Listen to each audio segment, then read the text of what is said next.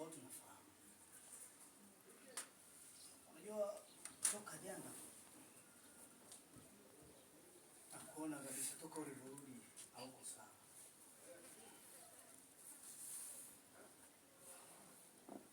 Amna ndio shida.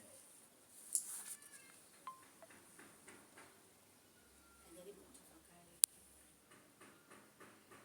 Labda ni dada huyu kwa staili gani? Kama ulivyosema, mimi ni mkeo. Na kama ni mkeo, nina imani nitakachokuambia chochote utanisikiliza. Si ndio?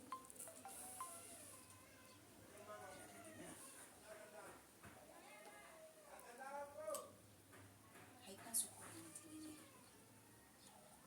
Ni lazima. Kwa sababu tayari tuko kwenye ndoa. Ni mke na mume sasa. Labda iko hivi. Najaribu kufikiria.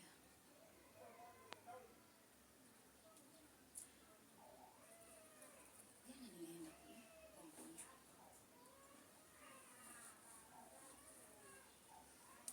Hali iliyonikuta hairidhishi kabisa. Sasa sijui ni kitu gani kinachowasibu nyinyi watu wawili mpaka inafikia hatua hii. Wewe ni mume wangu, unanitisha, naogopa mimi. Ni kitu gani kinaendelea? Nisikilize mwanangu. Kwa nini nasema naogopa? Ikiwa yule ni ndugu yako wa damu na huwezi kushiriki chochote kwenye matatizo yake, mimi ambaye ni mtu wa kupita katika maisha, kuna leo kuna kesho, ni kitu gani nanitengenezea?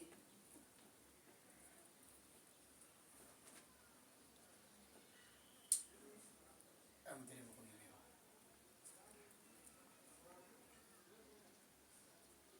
Unajua mtu akizungumza au akisema sitaki, anashindwa kueleweka. Unataka niongee nini? Unataka niongee na makalio ndio unielewe?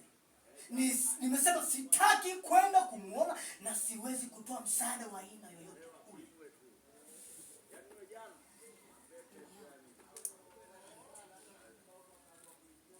Siwezi kukuelewa. Ikiwa wewe ni mume wangu mimi, basi utafanya kile ninachokihitaji mimi. Sio lazima na wala sio kama nakushurutisha. No? Na kuheshimu na kupenda. Iko hivyo.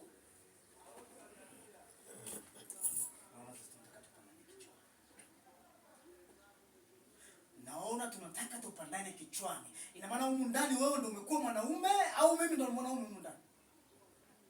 Nakuuliza wewe mwanaume wewe au mimi?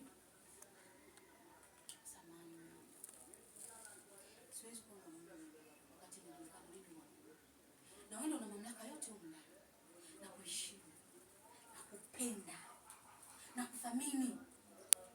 Ila nahitaji nione huruma yako.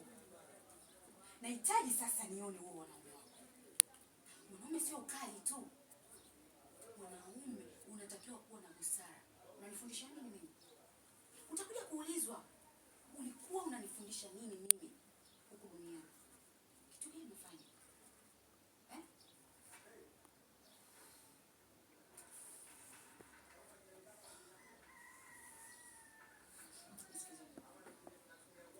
Naelewa. Na wala sitaki kuchimbua kiundani zaidi kutaka kujua ni kitu gani. Ila ninachohitaji mimi ni kusawazisha tu. Hujamuona na ndio maana unakuwa kwenye hiyo hali. Wallahi, ukija kumuona, sidhani kama